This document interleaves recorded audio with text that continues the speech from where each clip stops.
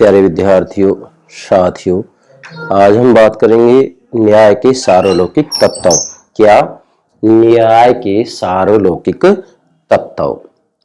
मैंने न्याय के संदर्भ में 2 लेक्चर अपलोड कर दिए हैं, जिनके अंतर्गत मैंने मेरे प्राणों से प्यारे विद्यार्थियों को न्याय का अर्थ, परिभाषा, विशेषताएं इत्यादि सभी बातें ठीक से समझाई हैं। आज हम ये बात करेंगे कि जब न्याय की अवधारणा वास्तव में सत्य, नैतिकता, धर्म पर आधारित होती है, व्यवस्था पर आधारित होती है, या मैं ये कहना चाहूं किसी समाज में, राज्य में जो व्यवस्था होती है, वह व्यवस्था ही एक प्रकार से न्याय कहलाता है। परंतु न्याय की अवधारणा हो, चाहे राजनीति विज्ञान की कोई भी अवधारणा हो, स्वतंत्रता, समानता, अधिकार, कर्तव्य, राजनीतिक आज्ञाकारिता, दुनिया भर की अवधारणाएं हैं। कोई भी अवधारणा हो, सभी अवधारणाएं वास्तव में समय, परिस्थिति और संदर्भ के हिसाब से परिवर्तित होती रहती हैं। मतलब जो न्याय की अवधारणा है, जैसा कि पिछला लेक्चर मैंने आपको दिया था कि न्याय की अवधारणा का विकास, तो उसमें मैंने आपको बताया था कि भाई वास्तव में समय, परिस्थिति और संदर्भ के हिसाब से न्याय के स्वरूप में परिवर्तन आता रहा है। तो प्राचीन काल के अंतर्गत और प्राचीन यूनान की बात करें हम, विशेषकर राजनीति दर्शन के जनक प्लेटो के न्याय सिद्धांत की, तो प्राचीन काल में न्याय का जो स्वरूप था वह नैतिक स्वरूप था। मतलब न्याय को नैतिक अवधारणा के रूप में देखा जाता था। मध्यकाल में न्याय का जो स्वरूप था वह धार्मिक स्वरूप था, अर्थात न्याय को वास्तविक रूप में धार्मिक अवधारणा के रूप में देखा जाता था। परंतु आधुनिक काल में न्याय को कानूनी अवधारणा के रूप में देखा जाता है। तो आपके सामने 3 स्वरूप आ गई। पहला, प्राचीन काल में नैतिक स्वरूप है, मध्यकाल में धार्मिक स्वरूप और आधुनिक काल में नैतिक स्वरूप। तो बताइए मुझे, समय परिस्थिति और संदर्भ के हिसाब से न्याय के स्वरूप में परिवर्तन आया? इसका मतलब न्याय की अवधारणा एक परिवर्तनशील अवधारणा है। परंतु न्याय की अवधारणा में कुछ ऐसे तत्व भी होते हैं जो कि किसी भी रूप में, चाहे कोई भी काल हो, कोई भी समय हो, वो तत्व सर्वत्र व्याप्त होते हैं। चाहे वह प्राचीन काल हो, चाहे वह मध्यकाल हो और चाहे वह आधुनिक काल हो, सभी कालों में वो तत्व मौजूद होते हैं। उन तत्वों के अभाव में हम कह सकते हैं कि न्याय की अवधारणा वास्तव में व्यवस्था की स्थापना नहीं कर सकती, बल्कि वास्तव में अव्यवस्था, अन्याय और अराजकता की स्थापना हो सकती है। इसलिए न्याय के ऐसे तत्व जो सभी कालों में मौजूद होते हैं, चाहे वह प्राचीन काल हो, चाहे मध्यकाल हो, चाहे आधुनिक काल हो, ऐसे तत्वों को ही सार्वलौकिक तत्व कहा जाता है। और यहां मैंने मेरे प्राणों से प्यारे विद्यार्थियों के लिए 5 ऐसे सार्वलौकिक तत्वों का उल्लेख किया है, जो कि किसी भी काल में, किसी भी परिस्थिति में, किसी भी संदर्भ में मौजूद होंगे ही होंगे। इसको कहते हैं सार्वलौकिक तत्व, जो कि सर्वत्र व्याप्त होते हैं। इसका किसी देश विशेष से, काल विशेष से, संस्कृति विशेष से कोई संबंध नहीं होता है। ये ऐसे तत्व होते हैं जो कि सर्वत्र व्याप्त होते हैं। फिर कह रहा हूं, इसी कारण इनको न्याय के सार्वलौकिक तत्व कहा जाता है। तो प्राणों से प्यारे विद्यार्थियों, अब मैं आपको सार्वलौकिक तत्व समझाऊं। सर्वप्रथम प्रतिदिन जो मैं एक लेक्चर मेरे YouTube चैनल पर अपलोड करता हूं, उसकी जानकारी, सूचना आपको प्राप्त हो सके, इसके लिए हमारे YouTube चैनल को सब्सक्राइब अवश्य कीजिएगा। आशा करता हूं आपने सब्सक्राइब कर दिया होगा। Thank you very much, thank you very much. Yes dear students, ध्यान दें, न्याय के सार्वलौकिक तत्व, जैसा कि शब्दावली से स्पष्ट हो रहा है, सार्वलौकिक तत्व ऐसे तत्व जो कि सर्वत्र व्याप्त होते हैं, किसी काल विशेष से, समय विशेष से, संस्कृति विशेष से, देश विशेष से बंधे हुए नहीं होते हैं ये। ठीक है, इधर आइए, मैंने इसको ठीक से समझाने के लिए आपके लिए यहाँ एक डायग्राम बनाया है। मुझे पूर्ण विश्वास है कि आप इसको ठीक से समझेंगे। ध्यान दें बेटा, वास्तव में न्याय का अर्थ व्यक्ति, समाज, समय, परिस्थिति तथा संदर्भ के साथ जुड़ा रहता है। अतः न्याय का रूप परिवर्तनीय है। एक बात तो ये हो गई। क्या मतलब हुआ इसका कि देखो, न्याय का अर्थ व्यक्ति, समाज, समय, परिस्थिति तथा संदर्भ के साथ जुड़ा रहता है। अतः न्याय का रूप परिवर्तनीय है। इसका मतलब ये हुआ कि वास्तव में देखो, चाहे कोई भी अवधारणा क्यों ना हो, वास्तव में वह समय, परिस्थिति और संदर्भ के हिसाब से परिवर्तनशील होती है, उसमें परिवर्तन होता रहता है। क्योंकि राजनीतिक चिंतन के इतिहास का जब हम अध्ययन करते हैं तो वास्तविक रूप में राजनीतिक चिंतन के अंतर्गत मूल अवधारणा तो वही होती है, लेकिन उन पर चलता रहने वाला विचार विमर्श, चिंतन, मनन समय और परिस्थिति के हिसाब से परिवर्तनशील होता रहता है, परिवर्तन होता रहता है। तो ये बात केवल न्याय पर ही लागू नहीं होती है, बल्कि राजनीति विज्ञान की सभी अवधारणाओं के ऊपर लागू होती है। मतलब समय और परिस्थिति के हिसाब से उस अवधारणा का अर्थ स्वरूप परिवर्तित होता रहता है। तो ये बात न्याय पर भी लागू हो रही है। इसलिए सबसे पहले तो आपको ध्यान रखना है कि न्याय की अवधारणा भी एक परिवर्तनशील अवधारणा है। क्यों? क्योंकि ये व्यक्ति, समाज, समय, परिस्थिति तथा संदर्भ के साथ जुड़ी अवधारणा है। ये अंतरिक्ष की अवधारणा नहीं है, ये समाज की अवधारणा है। इसलिए समय और परिस्थिति के हिसाब से इसके अर्थ में, स्वरूप में परिवर्तन होता रहता है। जैसे कि प्राचीन काल में न्याय का स्वरूप नैतिक था, मध्यकाल में न्याय का स्वरूप धार्मिक था और आधुनिक काल में न्याय का स्वरूप क्या है? कानूनी है। क्या है? कानूनी है। ठीक है बेटा, तो ये तो पहली बात होगी। इसका मतलब ये होगा कि भाई जो न्याय की अवधारणा है वह परिवर्तनशील है। लेकिन अब दूसरी बात समझना है, क्योंकि हमें सार्वलौकिक तत्वों को समझना है। फिर मैंने यह लिखा है फिर भी, अब नोट करेंगे यहां, फिर भी ये बात सत्य है कि न्याय की अवधारणा परिवर्तनशील है।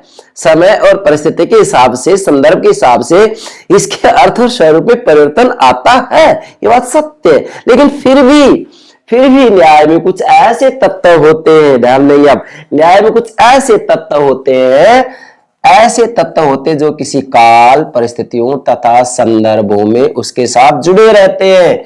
मतलब फिर भी कुछ ऐसे तत्व होते हैं जो कि चाहे कोई भी काल हो, कोई भी परिस्थिति हो, कोई भी संदर्भ हो, उसके साथ हमेशा जुड़े रहते हैं। काल कोई भी हो, परिस्थिति कोई भी हो, संदर्भ कोई हो, कुछ ऐसे तत्व होते हैं जो तत्व न्याय की अवधारणा के साथ जुड़े रहते हैं। मतलब निश्चित रूप में न्याय की अवधारणा के साथ ऐसे तत्वों का संबंध होता है और ये न्याय के सार्वलौकिक तत्व हैं और सदैव न्याय के साथ बने रहते हैं। ध्यान दें, ये न्याय के सार्वलौकिक तत्व हैं और सदैव न्याय के साथ बने रहते हैं। मतलब कुछ ऐसे तत्व होते हैं जो कि चाहे कोई भी काल हो, कोई भी परिस्थिति हो, कोई भी संदर्भ हो, वो तत्व हमेशा न्याय की अवधारणा के साथ जुड़े रहते हैं। ऐसे तत्वों को ही न्याय के सार्वलौकिक तत्व कहा जाता है। फिर कह रहा हूं, ऐसे तत्वों को न्याय के सार्वलौकिक तत्व कहा जाता है। ये तत्व ठीक है, समय परिस्थिति के हिसाब से परिवर्तनशील हो रहे हैं, लेकिन फिर भी न्याय में कुछ ऐसे तत्व होते हैं जो किसी काल, परिस्थिति तथा संदर्भ में उसके साथ जुड़े रहते हैं।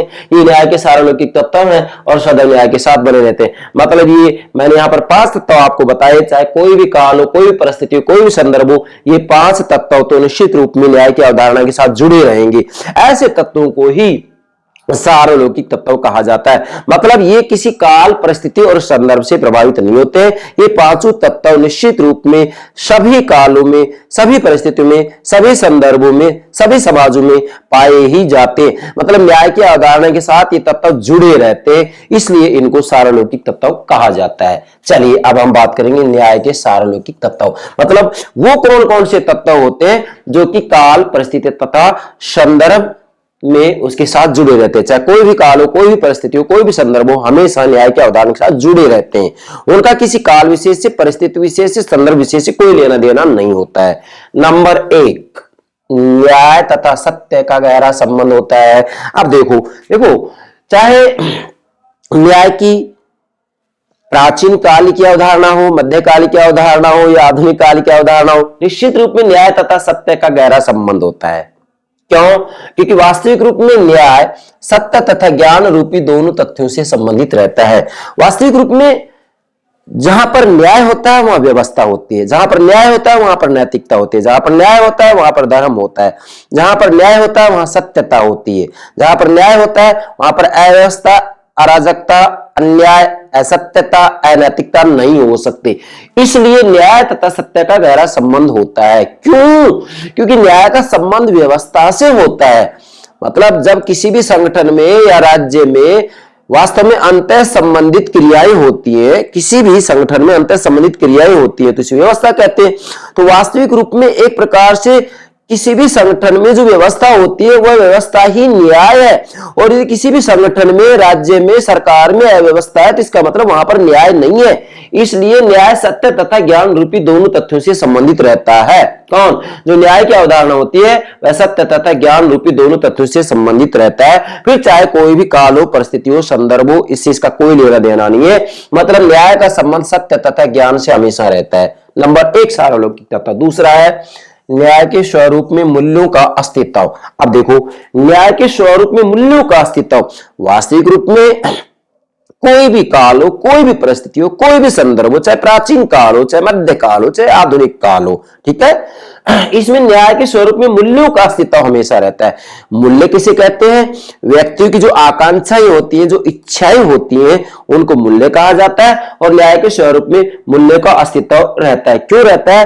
क्योंकि वास्तविक रूप में मूल्यों का आदर्शों तथा भावनाओं से है जो किसी भी व्यवस्था का सार होते हैं। अर्थात आदर्शों एवं भावनाओं से, मतलब जो ये मूल्यों का संबंध होता है, मूल्य, वैल्यू, फिर मैं कह रहा हूं मूल्य किसे कहते हैं?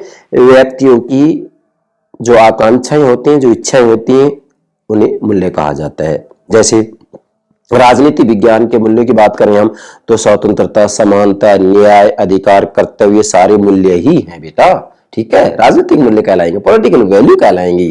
अब न्याय के स्वरूप में मूल्य का अस्तित्व होता है तो इसका मतलब क्या हुआ कि वास्तविक रूप में यहां पर जो न्याय का संबंध होता है, चाहे वह किसी भी काल, परिस्थिति, संदर्भ की बात क्यों ना हो, न्याय का जो संबंध होता है वास्तविक रूप में आदर्शों एवं भावनाओं से है। तो आप नोट करेंगे न्याय का संबंध आदर्शों एवं भावनाओं से जो किसी भी व्यवस्था का सार होते हैं। अर्थात कोई भी सिस्टम क्यों ना हो, सभी व्यवस्थाओं का जो सार होता है वो उसके आदर्श और भावनाएं होती हैं। और जो ये आदर्श और भावनाएं होती हैं वही वास्तविक रूप में एक प्रकार से मूल्य होते हैं। और ये वास्तविक रूप में न्याय के स्वरूप में मूल्य का अस्तित्व दर्शाते हैं। फिर से कह रहा हूं, न्याय के स्वरूप में मूल्य का अस्तित्व होता है। इसका मतलब यह है कि वास्तविक रूप में न्याय की अवधारणा का संबंध आदर्शों एवं भावनाओं से होता है जो किसी भी व्यवस्था का सार होते हैं। चाहे कोई भी व्यवस्था क्यों ना हो, उसका संबंध किसी न किसी रूप में आदर्शों एवं भावनाओं से होता है। इसलिए न्याय का संबंध आदर्शों एवं भावनाओं से निश्चित रूप में होगा ही होगा।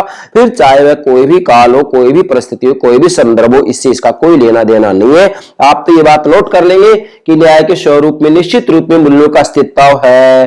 अर्थात न्याय की अवधारणा में मूल्यों का अस्तित्व मौजूद होगा ही होगा।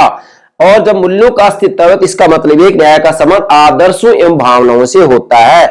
चाहे कोई भी समाज व्यवस्था हो, कोई भी राज्य व्यवस्था हो, उसमें वास्तविक रूप में समाज के जो उच्च मूल्य होते हैं उनको किसी न किसी रूप में स्थान दिया ही जाता है। तीसरा है न्याय में समानता का भाव अवश्य निहित होता है। देखिएगा, न्याय की जो अवधारणा होती है, फिर चाहे वह किसी भी काल की बात हो, किसी भी परिस्थिति की बात हो, कोई भी संदर्भ, इससे इसका कोई लेना देना नहीं है।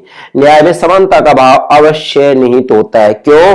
क्योंकि वास्तविक रूप में जहां न्याय होता है वहां व्यवस्था होती है। और जहां व्यवस्था होता है इसका मतलब वहां पर कानून है, कानून का शासन है। और कानून का शासन है तो इसका मतलब विधि की दृष्टि में सभी समान है। और विधि की दृष्टि में सभी समान है तो यहां पर किसी भी रूप में अमीर और गरीब में या जाति, धर्म के आधार पर किसी प्रकार का कोई भेदभाव नहीं किया जाएगा। इसलिए न्याय में समानता का भाव अवश्य निहित होता है। जैसा कि मैंने यहां नोट भी किया है, कानून के शासन का आधार न्याय होता है। क्या? कानून के शासन का आधार क्या होता है? न्याय होता है। अर्थात वास्तविक रूप में किसी भी जगह, किसी भी देश में ये विधि का शासन है तो वास्तव में कानून के शासन का आधार न्याय है। इसलिए वास्तव में न्याय में समानता का भाव अवश्य निहित है। क्यों? क्योंकि कानून के शासन का आधार न्याय है। इसलिए जब कानून के शासन का आधार न्याय है तो जहां पर न्याय होगा वहां पर कानून का शासन होगा, जहां पर कानून का शासन होगा वहां व्यवस्था होगी, जहां व्यवस्था होगी वहां न्याय होगा। और वास्तविक रूप में जब विधि का शासन होता है तो फिर कानून व्यक्ति व्यक्ति में तथा समूह समूह में भेद नहीं करता है। मतलब वास्तविक रूप में जब विधि का शासन है और विधि का शासन का जो आधार होता है वो न्याय होता है, और विधि का शासन है तो फिर व्यक्ति व्यक्ति में, समूह समूह में किसी भी आधार पर किसी प्रकार का कोई भेदभाव नहीं किया जाता है। जाति, भाषा, धर्म, क्षेत्रता, संपत्ति, लिंग इत्यादि के आधार पर कोई भेदभाव नहीं किया जाता है। फिर चाहे वह किसी भी काल, परिस्थिति या संदर्भ की बात क्यों ना हो, यदि वाकई उसको जस्टिस कहा जा रहा है, न्याय कहा जा रहा है, तो फिर न्याय का यह सार्वलौकिक तत्व है कि न्याय में समानता का भाव अवश्य निहित होता है। निश्चित रूप में जो जस्टिस है, न्याय का भाव उसमें निहित है। निश्चित रूप में चूंकि न्याय का संबंध व्यवस्था से होता है, नैतिकता से होता है, सत्य से होता है, मतलब एक प्रकार से व्यवस्था को ही न्याय कहा जाता है। व्यवस्था को ही न्याय कहा जाता है, और जहां सिस्टम होता है, जहां व्यवस्था होती है, वहां वास्तव में न्याय होता है। और जहां पर न्याय होता है इसका मतलब वहां पर कानून का शासन है, और कानून का शासन है तो व्यक्ति व्यक्ति में, समूह समूह में, जाति, भाषा, धर्म, क्षेत्रता इत्यादि के आधार पर किसी प्रकार का कोई भेदभाव नहीं हो सकता है। इसलिए यह इसका तीसरा सार्वलौकिक तत्व होगा कि न्याय में समानता का भाव अवश्य निहित होता है। अच्छा, इसका चौथा सार्वलौकिक तत्व है न्याय स्वतंत्रता के दायरे में पनपता है। ध्यान दीजिएगा, वास्तविक रूप में जो जस्टिस होता है, जो न्याय होता है, चूंकि वास्तविक रूप में व्यवस्था ही न्याय है, सत्य ही न्याय है, नैतिकता ही न्याय है, धर्म ही न्याय है। अगर हम पूरे पश्चिमी राजनीतिक चिंतन के इतिहास का अध्ययन करें तो ये सारी बात इसमें आ जाती है। तो न्याय स्वतंत्रता के दायरे में पनपता है। अब चाहे कोई भी काल हो, कोई भी परिस्थिति हो, कोई भी संदर्भ हो, इसका कोई लेना देना नहीं है। वास्तव में न्याय स्वतंत्रता के दायरे में ही पनपता है। अगर किसी भी समाज व्यवस्था के अंतर्गत लोगों को स्वतंत्रता ही नहीं है, वहां पर व्यक्ति दासता के शिकार हैं, दासता के बंधन में जकड़े हुए हैं, तो डेफिनेटली वहां पर न्याय हो ही नहीं सकता। इसलिए दासता और न्याय साथ साथ नहीं चलते। मतलब दासता और न्याय साथ साथ नहीं चल सकते। दासता का क्या अर्थ होता है? देखो, दास का सीधा सा अर्थ होता है जब व्यक्ति बुद्धि से अपना नहीं होता है, अपने मालिक का होता है, स्वामी का होता है, तो उसको दास कहते हैं। मतलब किसी अन्य के अधीन रहते हुए कार्य करे, अपने विवेक का प्रयोग नहीं करे, बल्कि अपने मालिक के विवेक के अनुसार ही कार्य करता है, तो डेफिनेटली अरस्तु के शब्दों में कहें तो उसको दास ही कहा जाता है। तो दासता और न्याय साथ साथ नहीं चलते। अगर मान लीजिएगा कहीं पर जस्टिस है, न्याय है, तो निश्चित रूप में वहां पर स्वतंत्रता होगी, वहां पर दासता नहीं होगी, वहां पर गुलामी नहीं होगी। फिर मैंने लिखा है स्वतंत्रता भी न्याय की स्थापना के लिए आवश्यक है। अर्थात यदि आप किसी भी समाज व्यवस्था के अंतर्गत, राजनीतिक व्यवस्था के अंतर्गत न्याय की स्थापना करना चाहते हैं, तो ऐसी स्थिति में स्वतंत्रता भी न्याय की स्थापना के लिए आवश्यक है।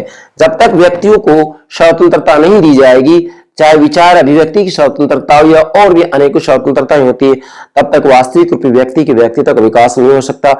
और जब व्यक्ति के व्यक्तित्व का विकास नहीं हो सकता है, तो ऐसी स्थिति में वास्तविक रूप में उस व्यक्ति के साथ हम ये कहेंगे कि न्याय नहीं हो पा रहा है। क्यों? क्योंकि उसको स्वतंत्रता नहीं है।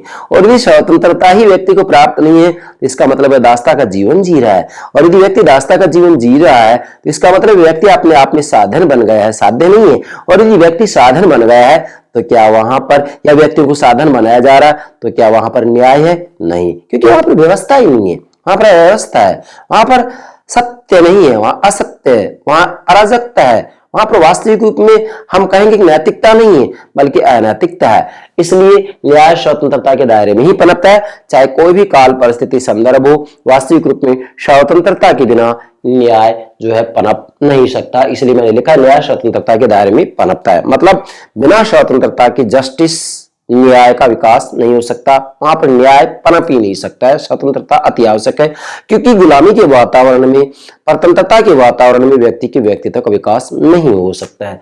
और तीसरा सार्वलौकिक तत्व है न्याय असहायों व आश्रितों के साथ उचित व्यवहार से संबंधित होता है। ध्यान रखिए, बहुत महत्वपूर्ण तत्व है ये। न्याय असहायों व आश्रितों के साथ उचित व्यवहार से संबंधित होता है। अब चाहे कोई भी काल हो, प्राचीन काल हो, मध्य काल हो, आधुनिक काल हो, डेफिनेटली यदि न्याय का वास्तविक भावार्थ लिया जाए, तो यह भी न्याय का एक सार्वलौकिक तत्व है। ये किसी काल, परिस्थिति और संदर्भ से बंधा हुआ नहीं है। नहीं, वास्तव में न्याय असहायों व आश्रितों के साथ उचित व्यवहार से संबंधित होता है। मतलब न्याय उसे ही कहा जाता है जो असहायों व आश्रितों के साथ उचित व्यवहार से संबंधित हो। मतलब जो आश्रित होते हैं, जो असहाय होते हैं, उन लोगों के साथ उचित व्यवहार किया जाए, उनको कृपा का पात्र नहीं माना जाए, उनको हे दृष्टि से नहीं देखा जाए, उनको नफरत की दृष्टि से नहीं देखा जाए, उनको समाज का एक बहुत ही महत्वपूर्ण सदस्य मानते हुए उनकी सहायता यदि की जा रही है तो वास्तविक रूप में वहां पर न्याय मौजूद है। कैसे? जैसे मैं उदाहरण दिया यहां पर, इसका अर्थ है, किसका अर्थ है? न्याय असहाय व आश्रितों के साथ उचित व्यवहार से संबंधित होता है। इसका अर्थ है ये, इसका अर्थ है किसी समाज में प्राकृतिक तथा सामाजिक रूप से कमजोर व्यक्तियों की सहायता किसी कृपा आशीर्वाद के रूप में, कृपा की नजर से न होकर समाज के सदस्यों के रूप में की जानी चाहिए। कितनी महत्वपूर्ण बात है। मतलब यहां पर जो न्याय का सार्वलौकिक तत्व हम ले रहे हैं पांचवा, वो ये कह रहा है कि असहाय व आश्रितों के साथ उचित व्यवहार से संबंधित होता है। इसका मतलब, इसका संबंध जो होता है वो असहाय और आश्रित जो होते हैं उनके साथ उचित व्यवहार करते हुए उनकी सहायता की जाए, उनको कृपा का पात्र नहीं बनाए। मतलब ये एक प्रकार से एहसान ना दिखाएं कि हम आपके ऊपर कृपा कर रहे हैं, आप हमारी कृपा से जीवित है, ऐसा नहीं होना चाहिए। उनको समाज का महत्वपूर्ण सदस्य मानते हुए, इनको समाज का महत्वपूर्ण सदस्य मानते हुए उनकी सहायता यदि की जा रही है तो डेफिनेटली वहां पर न्याय है। ये एक न्याय का सार्वलौकिक तत्व है, इसलिए मैंने लिखा है इसका अर्थ है, किसका अर्थ है? न्याय असहाय व आश्रितों के साथ उचित व्यवहार से संबंधित होता है। कैसे? इसका अर्थ है किसी समाज में, कोई भी समाज हो, प्राकृतिक तथा सामाजिक रूप से कमजोर व्यक्तियों की सहायता, जो असहाय है, कमजोर है, आश्रित है, उनकी सहायता किसी कृपा की नजर से नहीं होकर, मतलब ये नहीं होगा हम उसके ऊपर कृपा कर रहे हैं, कोई एहसान कर रहे हैं, कृपा की नजर से नहीं होकर समाज के सदस्य के रूप में की जानी चाहिए। उनको समाज का महत्वपूर्ण सदस्य मानते हुए उनकी सहायता यदि की जा रही है तो डेफिनेटली वहां पर जस्टिस है, न्याय है। और यदि कृपा की दृष्टि से उनकी सहायता की जा रही है तो फिर इसको न्याय नहीं कहा जा सकता, क्योंकि एक प्रकार से उनके ऊपर एहसान जताया जा रहा है। जबकि असहाय और आश्रित की सहायता की जाए तो डेफिनेटली कृपा की दृष्टि से नहीं की जाए, बल्कि समाज का महत्वपूर्ण सदस्य मानते हुए उनकी सहायता की जाए। यदि ऐसा किया जा रहा है तो निश्चित रूप में वहां पर न्याय है। और उदाहरण दिया मैंने, जैसे न्याय की मांग है कि अंधे व्यक्ति की सहायता उसके नेत्रहीन के रूप में न कर समाज के एक सदस्य के रूप में हो। देखिएगा, इस उदाहरण से समझेंगे आप, मतलब इसी बिंदु के अंतर्गत कि असहाय आश्रितों के साथ उचित व्यवहार से संबंधित होता है न्याय। तो कैसे? यह उदाहरण दिया मैंने, एक उदाहरण ये, दूसरा उदाहरण ये, दो उदाहरण हो गए। जैसे न्याय की मांग है, जस्टिस की डिमांड है कि अंधे व्यक्ति की सहायता उसके नेत्रहीन के रूप में न करें। मतलब अंधा व्यक्ति है तो ये समझकर उसकी सहायता नहीं करें कि वो नेत्रहीन है, अंधा व्यक्ति है, नहीं नहीं नहीं, नेत्रहीन के रूप में न कर समाज के एक सदस्य के रूप में हो। मतलब वास्तविक रूप में न्याय की मांग है कि अंधे व्यक्ति की सहायता यदि की जा रही तो ये समझकर नहीं की जाए कि वो नेत्रहीन है, अंधा है, बल्कि ये समझकर उसकी सहायता की जाए कि वास्तविक रूप में वह समाज का एक महत्वपूर्ण सदस्य है। ये समझकर यदि इसकी सहायता की जा रही है तो यही न्याय है। दूसरा उदाहरण दिया मैंने, जैसे वृद्ध व्यक्ति की सहायता असहाय मानकर करना अन्याय है। क्या? कोई भी वृद्ध व्यक्ति है, वृद्ध व्यक्ति की सहायता असहाय मानकर करना अन्याय है और समाज का महत्वपूर्ण सदस्य मान करके उसकी यदि सहायता की जा रही तो वो न्याय है।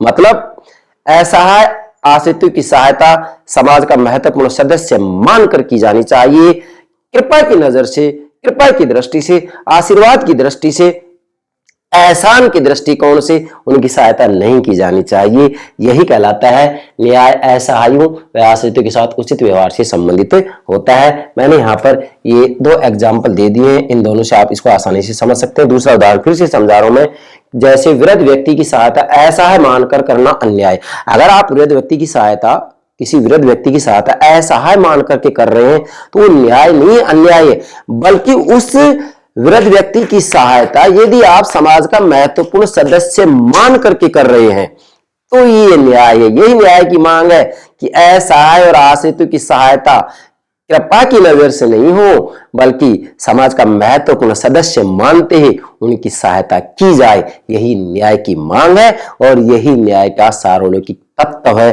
तो ये 5 न्याय के सार्वलौकिक तत्व हो गए जो कि किसी काल, परिस्थिति और संदर्भ से बंधे हुए नहीं है। ये सर्वत्र लागू होते हैं, किसी देश विशेष से भी इनका कोई लेना देना नहीं है। तो मुझे पूरा विश्वास है कि राजनीति विज्ञान के विद्यार्थी यदि न्याय की अवधारणा को गंभीरता से समझना चाहते हैं तो न्याय के सार्वलौकिक तत्वों को समझना भी अति आवश्यक है। मुझे पूरा विश्वास है आप न्याय के इन 5 सार्वलौकिक तत्वों को ठीक से समझ गए होंगे। Yes, okay, thank you very much, thank you very much.